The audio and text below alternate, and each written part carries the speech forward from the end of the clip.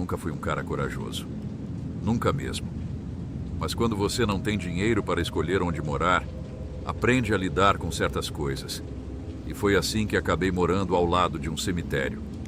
O aluguel era barato, a casa até que era boa. Mas a janela do meu quarto dava direto para as lápides. E isso muda tudo. Nos primeiros dias, tentei me convencer de que era só um detalhe. Afinal, mortos não fazem mal a ninguém, né? Mas tem coisas que você não escolhe. E o medo... o medo escolhe você. Por exemplo, eu nunca apago a luz do banheiro quando estou lá dentro. O motivo? A janelinha dá de cara com o cemitério. E eu juro por Deus que já tive a impressão de ver algo se mexendo enquanto lavava o rosto. E dormir?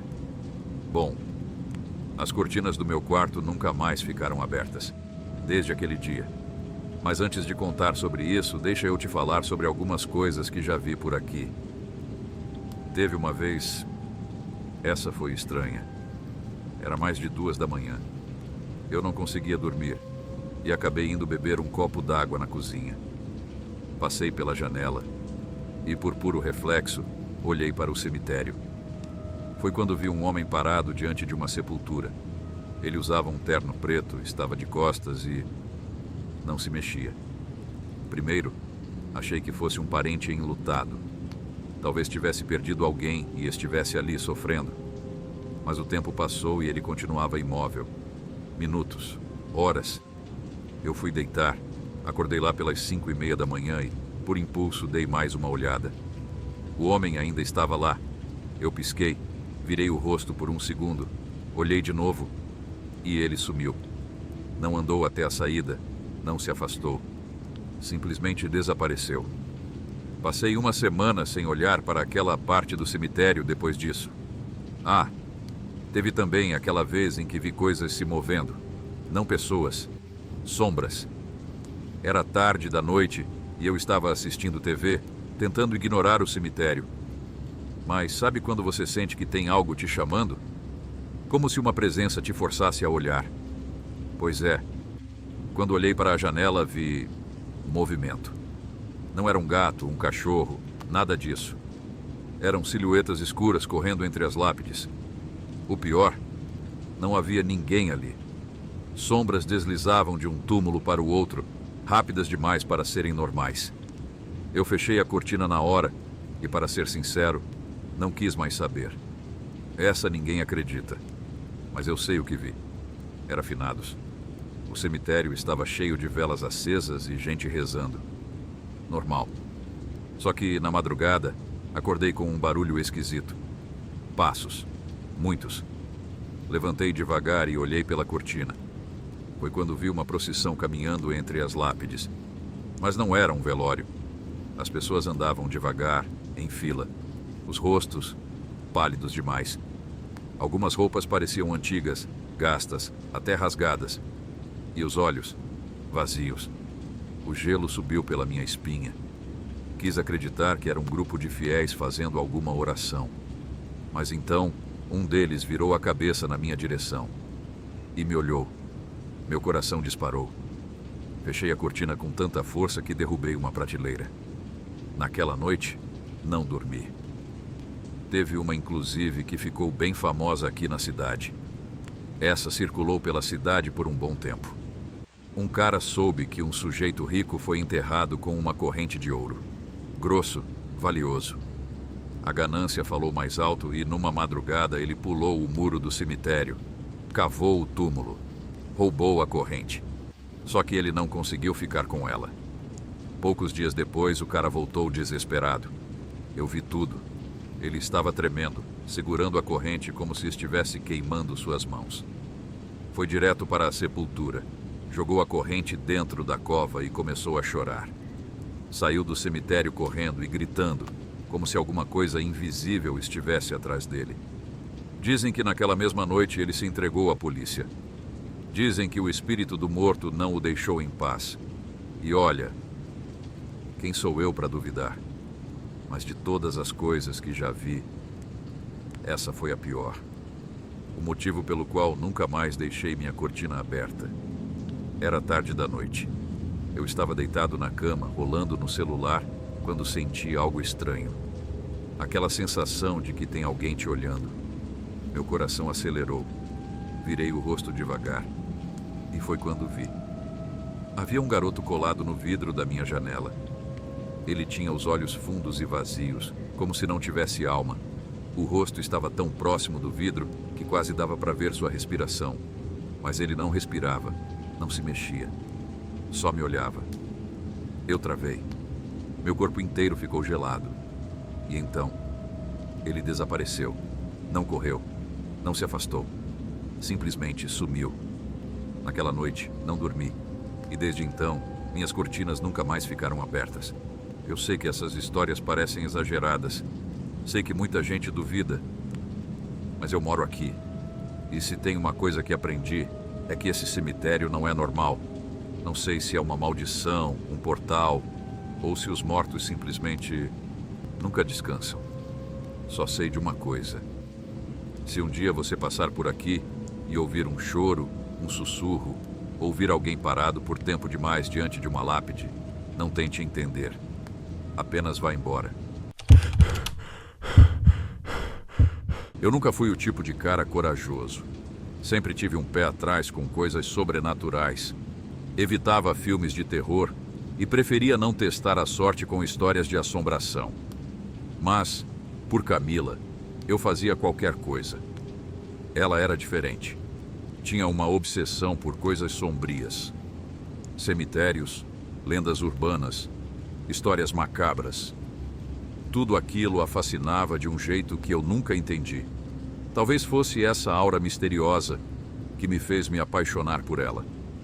Quando Camila sugeriu que fôssemos ao cemitério à noite, não para explorar, mas para nos divertir, eu achei que ela estava brincando, mas não estava. Vai ser incrível, Caio, ela disse, mordendo o lábio e olhando para mim com aqueles olhos cheios de malícia. Você nunca fez nada em um cemitério antes, né? Eu ri sem graça. Claro que não. Quem em sã consciência teria esse tipo de ideia? Mas como sempre, Camila sabia me provocar. Tá com medo, é? Foi o suficiente para me fazer aceitar.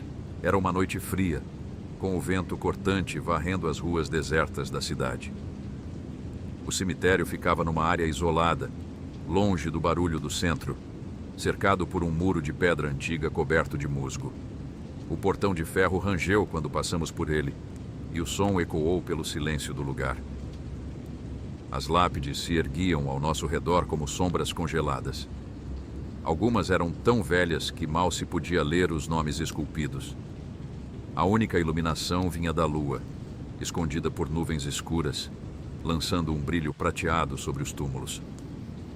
Camila segurava minha mão com firmeza, mas não por medo. Pelo contrário, ela estava animada, excitada. Olha isso, Caio. O silêncio, o mistério. Não te dá um frio na barriga? Dava. Mas não do jeito que ela pensava. Ela me puxou para trás de um mausoléu, onde a escuridão era mais densa. Meu coração batia forte, e não era só pelo medo.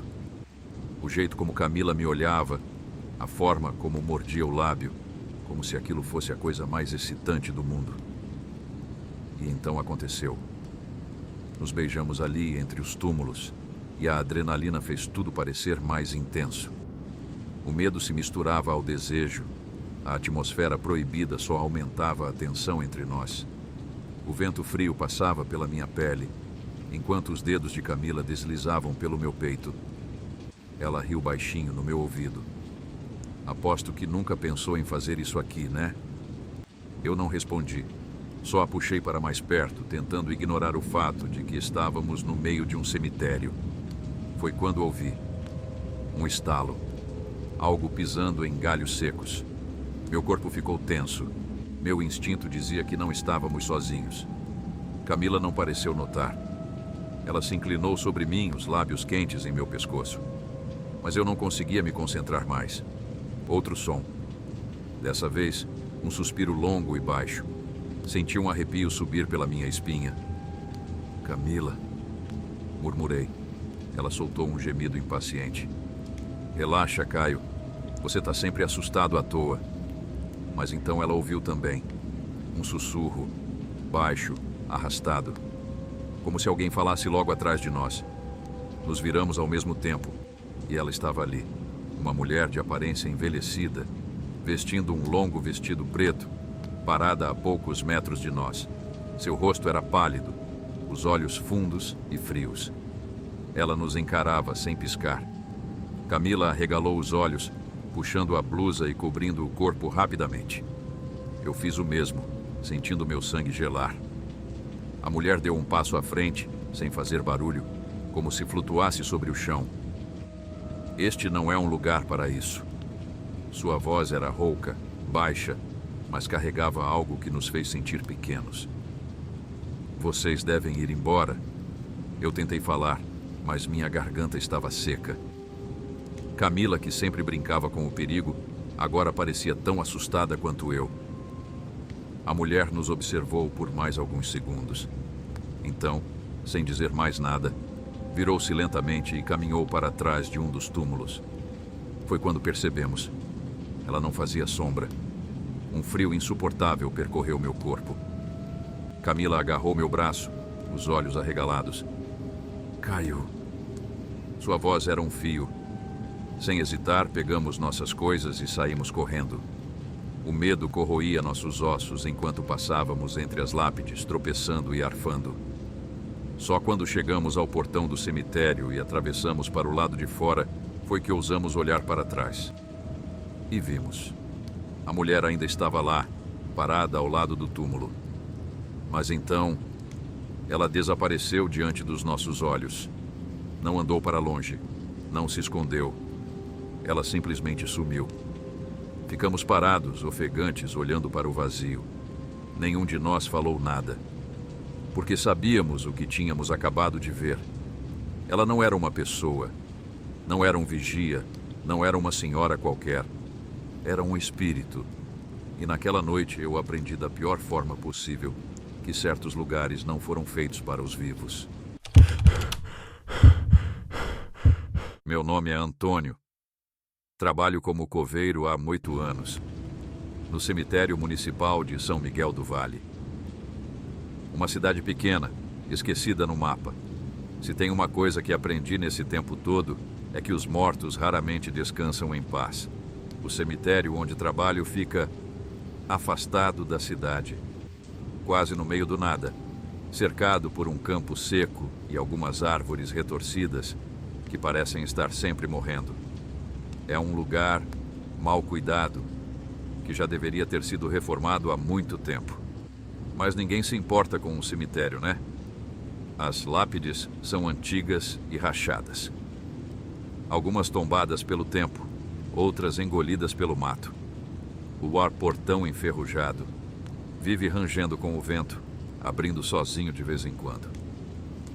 Já perdi as contas de quantas vezes encontrei aquela maldita grade aberta de manhã, mesmo depois de trancá-la com corrente e cadeado. A verdade é que o lugar já era assustador antes do que aconteceu. Mas nada me preparou para enterrar alguém como aquela mulher. Em cidade pequena, todo mundo conhece todo mundo. E quando acontece uma tragédia, ela nunca é esquecida. Foi assim com a Clarice. Clarice era uma mulher bonita, doce, trabalhava em um mercadinho e todo mundo gostava dela. Mas tinha um problema: seu marido. Geraldo era um homem grosso e violento. Todo mundo sabia. Ele já tinha sido preso antes por agressão. Bebia até perder a noção das coisas.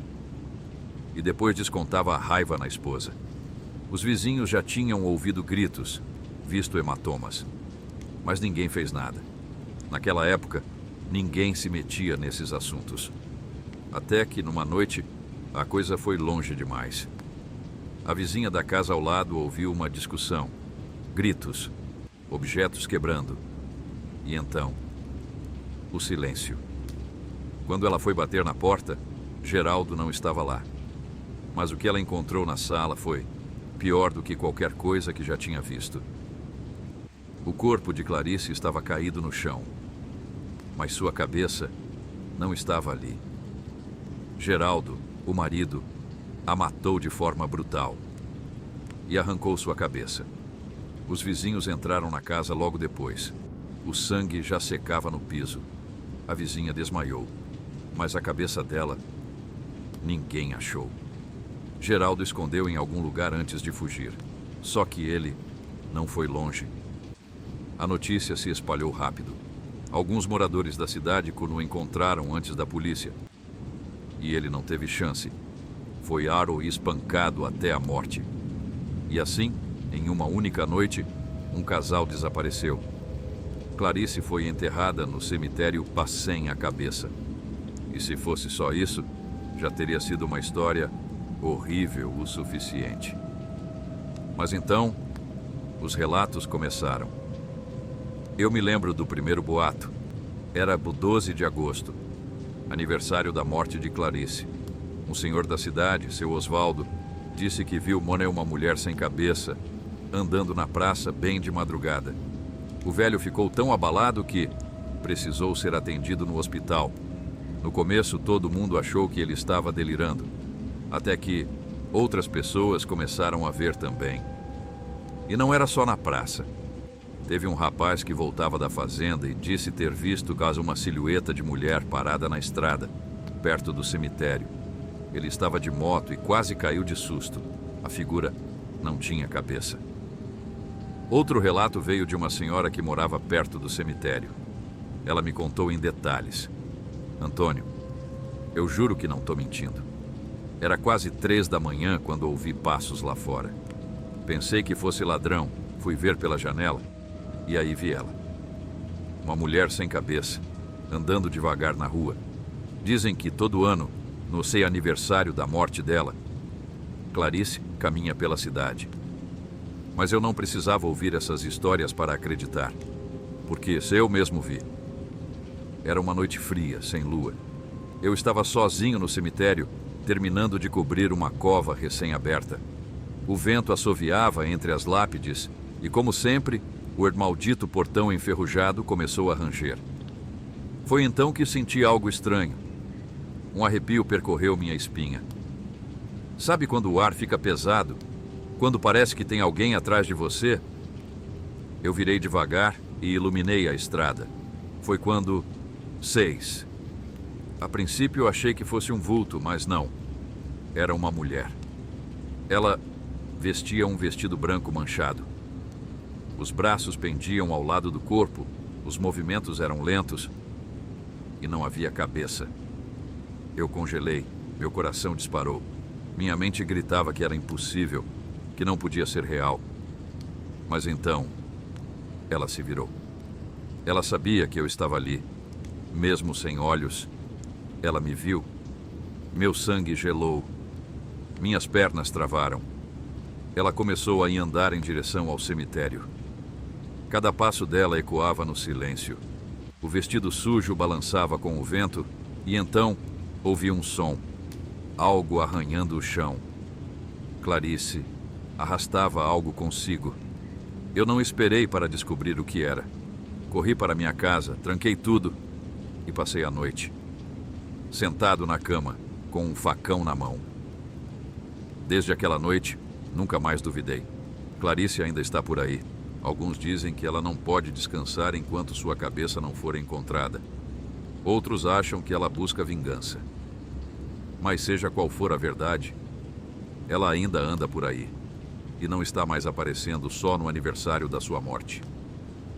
Outro dia, um rapaz passou de moto na estrada e me contou que viu uma mulher sem cabeça parada no acostamento, imóvel, como se esperasse algo. Dias depois, um caminhoneiro jurou que viu a mesma mulher no meio da estrada e que ela tentou subir na boleia. As aparições estão ficando mais frequentes. Talvez ela esteja ficando impaciente. Talvez ela esteja cada vez mais perto. E se um dia você estiver voltando tarde da noite e ver alguém de pé no acostamento, olhe bem. Se for uma mulher vestindo um vestido branco sujo, se ela não tiver cabeça, não pare. E reze para que ela não venha atrás de você.